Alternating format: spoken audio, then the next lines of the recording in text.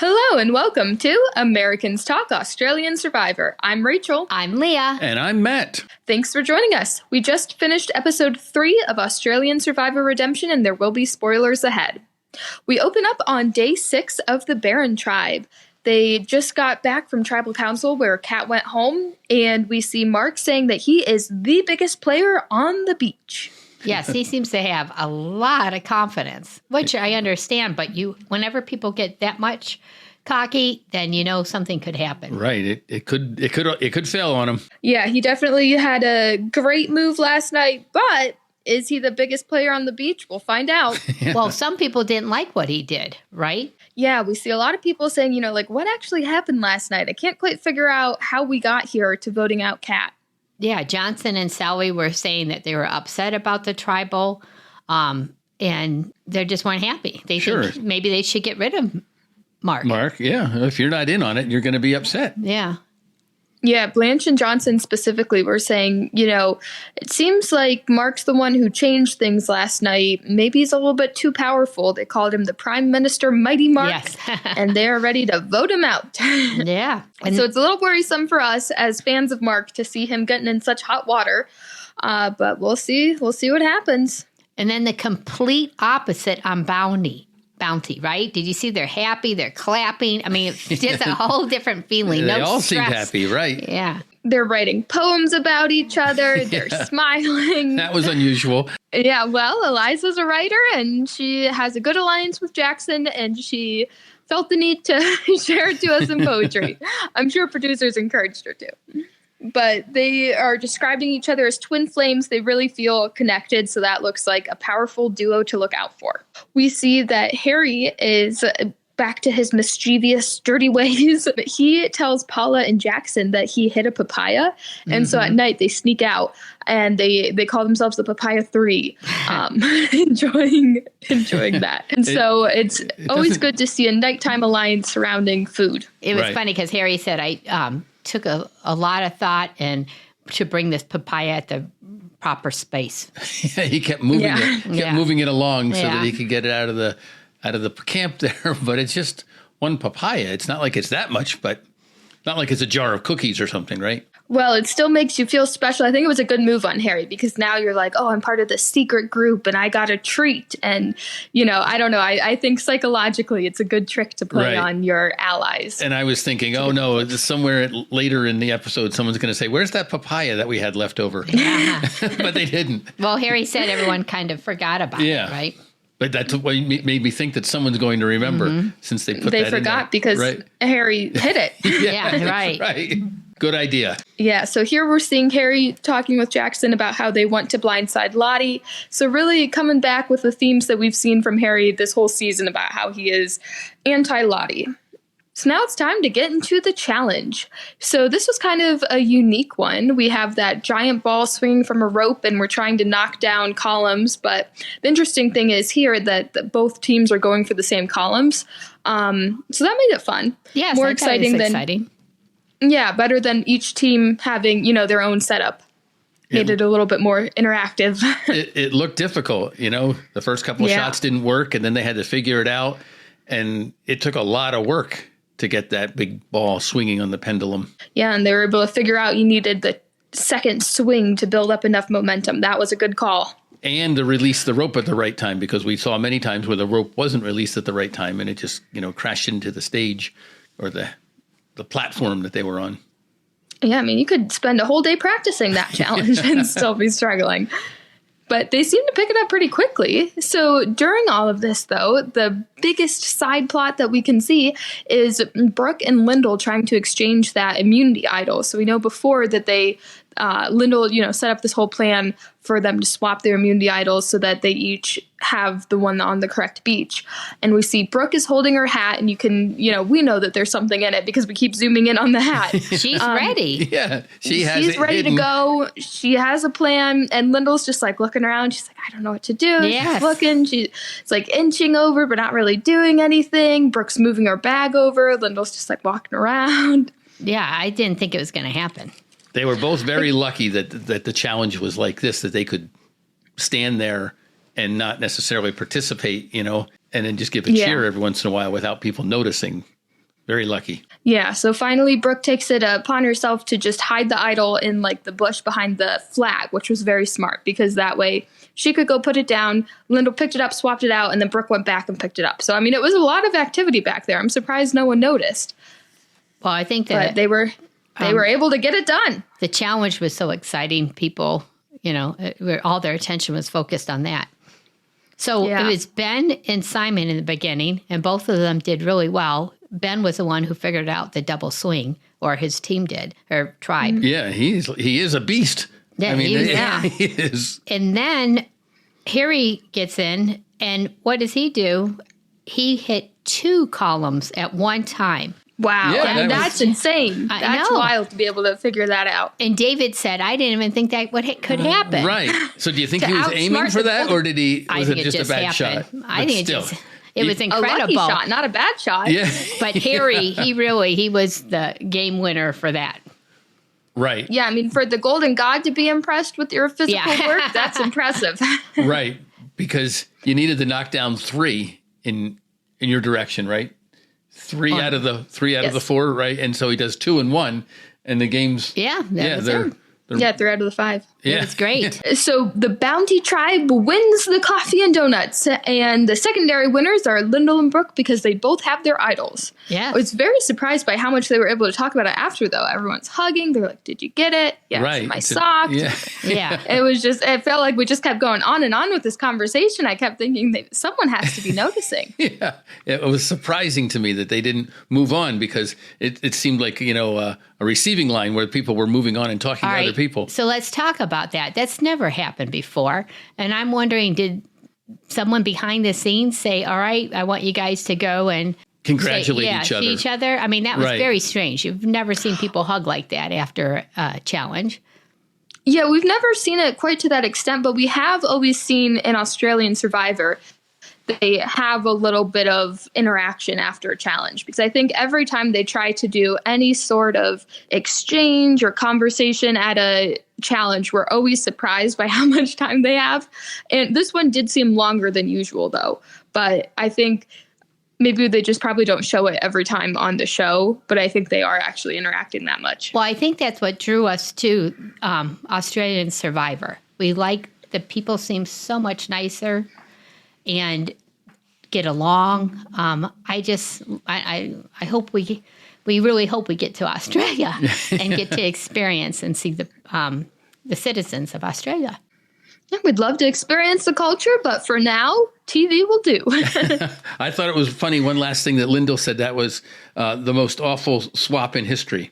Yeah, Brooke said that. Oh, Brooke, excuse me, Brooke. Yeah, I'm sorry. Lyndall was excited that she pulled it off. Yes, and then Brooke, our veteran, is like, oh my gosh, that was terrible. Yeah. And she said she needs another season of redemption to make up for that. Yes. Yeah, that was funny. Well, now it is time for coffee and donuts and a little surprise. The coffee is served out of mugs with some photos from home, so that was nice.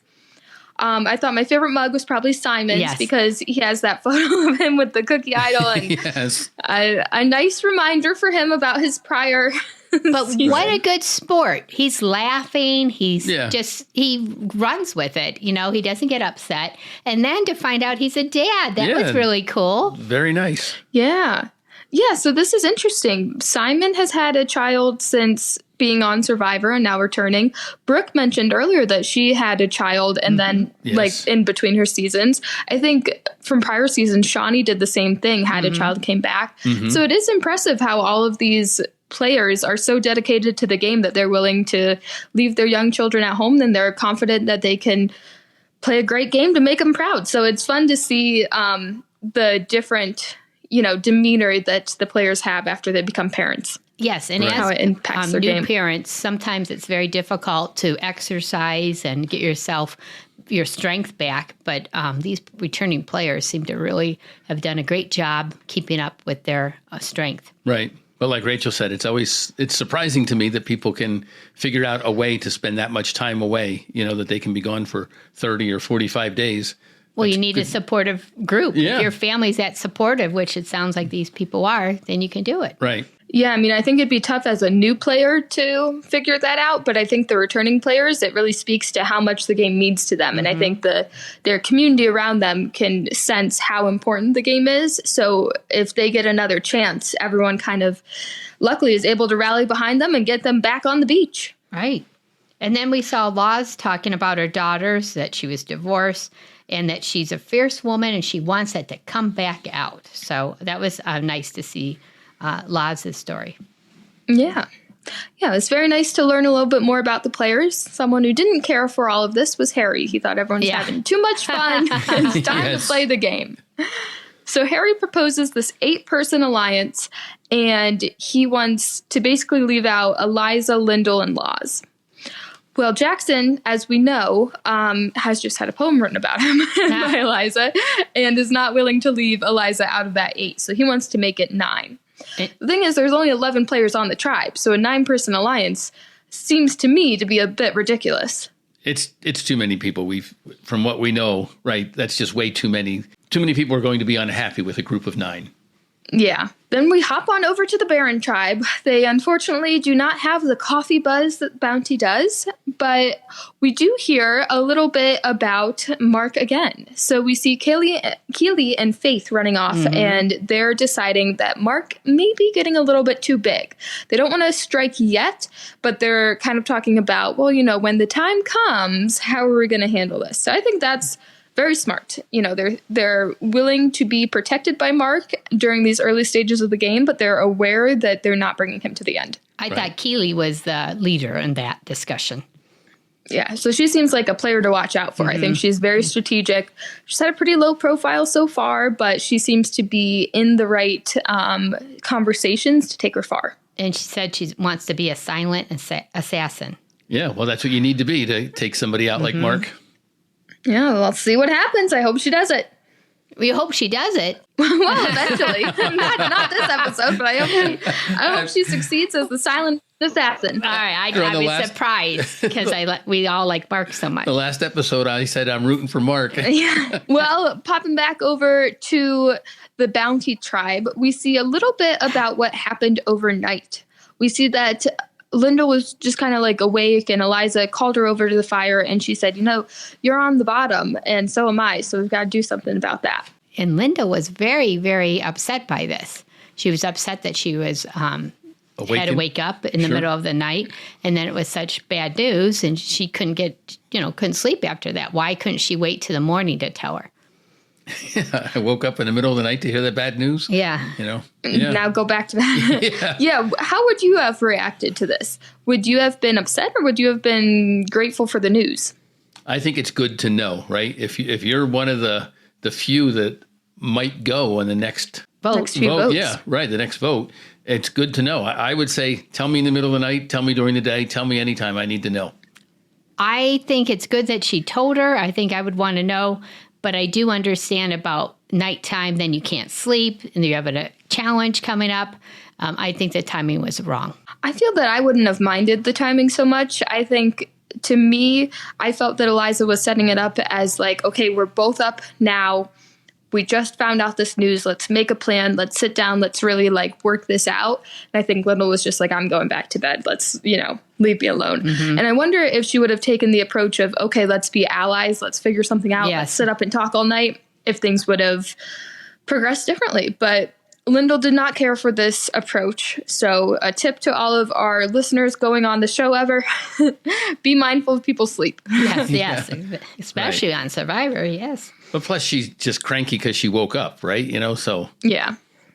And then Harry's but it's still Survivor. And Harry's still talking about 8, and then Jackson, isn't happy. He wants Eliza. Yeah, he wants there. to have Eliza. So it does. Go ahead. It does seem odd that Harry appears to be aware. It seems like it's fairly common knowledge that Eliza and Jackson are close. So it is weird that Harry is proposing this 8, knowing that Jackson's number 1 is left out. Yeah, they'll spend a lot of time on that. All right, so then we go to the immunity challenge. And Simon's right there with his mug. Yeah. So at first, when I just saw Simon, I'm thinking, oh, they all brought their mugs. That's not very nice. And then it turns out it's just Simon. Yeah. They didn't show anyone else. So he went out of his way to just do that. And maybe he tried to convince other people. I don't know. Or do you think he surprised everybody by just pulling it out? I don't know if Simon would do it to be vengeful. I think he just got his mug and he's excited to show people. I think he wanted to psych him out a little bit. I think so. That's what I All think. right. Yep. He's an athlete, or he plays Competitor. sports, a competitor, and so he's like, I got something you didn't get. All right, let's compete now. Well, Simon, you used to, prior shows, you commented on our Instagram, so let us know. What were you thinking? Yeah, so Simon, as we know, he was on the Villains Tribe in a past season, so, he's not above villainous behavior. You're right. I don't think it was meant with, malicious or cruel intent. I think it was just to psych him out a little bit. Okay. Well, it took, because Brooke was pretty upset. Yes. She started crying, and that's, makes sense with her recently having a child. So it was tough for her, but then interestingly, the Golden God gives him a little speech. Yes, yeah. Saying, remember who you're playing for. Yeah, it's interesting that David's like, I've been there, I know what you're feeling, because we've just never had a host that has been under these circumstances. So it's a little different. I liked it. I don't know. I think it's neat that he played before, so he does really know what it's like to be a player on Survivor. I guess. I think if I were Brooke and I knew David and I knew that, he had taken my spot in the final two before, and then he says, I've been hungry before. Not now, but, I think it would have made me more upset to say, oh, yeah, you are getting a nice meal and you have a nice bed. You should see this restaurant we have just around the corner. Well, it seemed to work, his little pep talk, because now we get into the challenge. There's a lot of, lifting barrels and moving barrels and a lot of activity, a lot of physical activity. Yes. And Ben really shows himself as a major powerhouse during this this time. And Simon also. Did you see Simon throwing those barrels around? Yeah, Simon did great. But Ben's putting his whole body into these barrels. It was impressive. And also everybody barrel walking too. I mean, no one fell. Yeah, everyone did. Yeah, that was impressive. I guess they've all practiced. Right, even when the barrel got out from under their feet, for a second or two, they still didn't fall. Yeah, and I was thinking, if you're stretched out a little bit on that barrel and then you let go, it's a long way down till your head hits the ground. They were up pretty high. So congratulations, everybody, for being able to do that, because I don't think just your average citizen could go across that rope on a barrel. Right. They did an excellent I need job. a couple practice rounds. Right. Yeah. It's also funny that they're both events today had barrels in them. Oh, yes. Yeah. Mm-hmm. Now it's time for the last step. Someone has to throw coconuts and knock down all the barrels. It's Jackson versus Dawn, and it is a real nail biter. It neck sure and neck, was. as they'd say. Yeah. It was amazing. At first, that Jackson knocked down 3, and I thought, well, this thing's going to be done in a second. But there was more. Right. There always is. And Dawn takes it. So the Baron tribe is safe, sending bounty to tribal council. And Jackson was so upset. I felt so badly for him. He was so upset. Yeah, I think he probably felt, the same way as we did when he got 3 in a row. He thought it was in the bag, and he, unfortunately, obviously it's not solely his fault, but if he would have done better, the team wouldn't have been going to tribal. So right, but he got to did be a tough burden to bear. He did such an amazing job. No one can fault for that. I mean, if he maybe didn't hit any, but he was boom, boom, boom. So he did a great job. I wonder what Johnson thought about that, because wasn't he the one who wanted to get out Jackson initially? Yes. Yeah. Someone you're right. wanted to get out all of the big muscular guys, including Jackson, and I think they should be happy that Jackson's still on their team. Right. Right. Exactly. Because it took a special person to be able to throw those coconuts like a baseball, like a fastball like that. Mm-hmm. Yeah, it was great. It was fun to watch. Heading back over to the Bounty Tribe now, it is time for their second scramble in 2 episodes. So Jackson, he's taking it pretty hard. He thinks that everyone's after him, probably because he's worried about his performance. I'm not really sure exactly why else he thinks that everyone's after him. But we hear from Harry that the 8 is pretty much vanished. It's no longer in the books. Makes sense. So then they have to figure out the name of someone who's not going to be very offensive, who's not going to make any waves or cause any major alliance shifts. And the name Laz gets thrown out. Right. And I feel badly for Laz because she's, seems to be really trying and enjoying herself. But they do need a name. And I guess no one felt as connected to her as they felt to others. Right. It's a social game. But as we know, though, it's the game of Survivor. The first name you hear is never the only name. Right. So now Lyndall comes in and she's saying, I don't even know if Eliza was telling me the truth last night. I don't even know if I am on the bottom.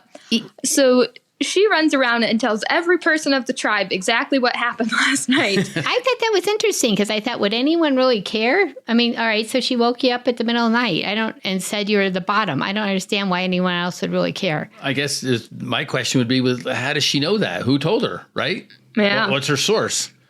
Yeah. Yeah, I was just interested or baffled by that. Well, Paula really takes it to heart. She seems to be the most offended for Lyndall and is kind of joining Lyndall in this pioneering to take out Eliza. So they are really pushing her name. So now we see that the big question is, how will this affect the relationship with Jackson? So as we know, they're good allies. So now everyone's seeing, okay, if Eliza goes home, then Jackson's left untethered a little bit.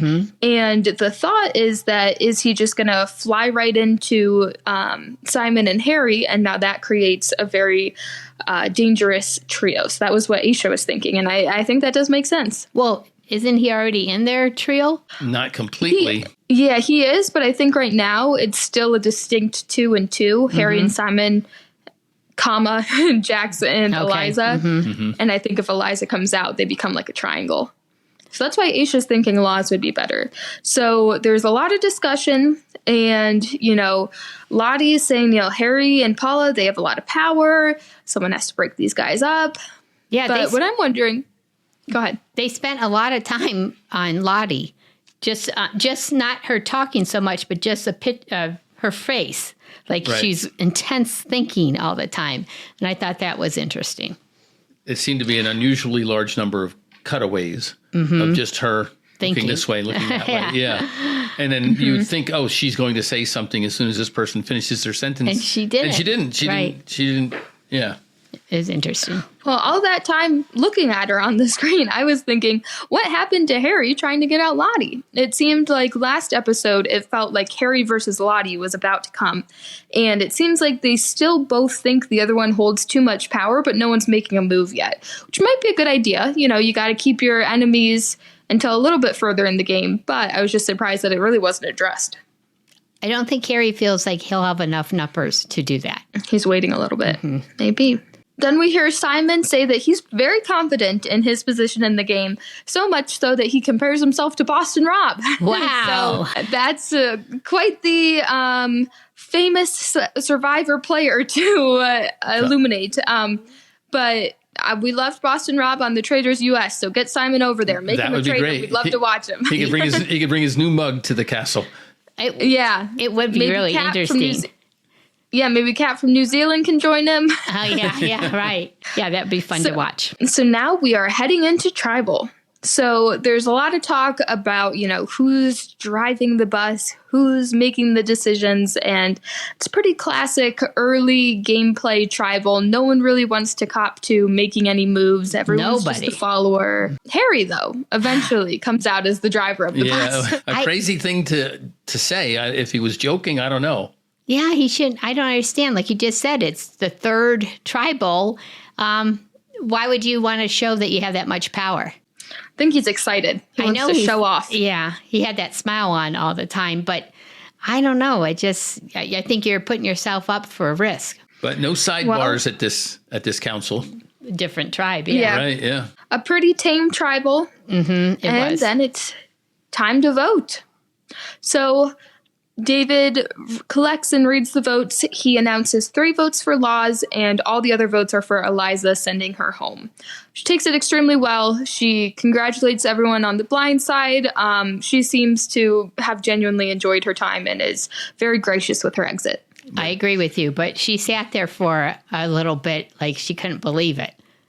Right, Yeah. like I have to stand up and go now. And Yeah. Jackson looked alarmed. Well, that was his buddy. he took it way worse than she did, I think. I think so, yeah. Yeah, he couldn't even get up at first. Right. So that was too bad. And then he kept looking at Harry.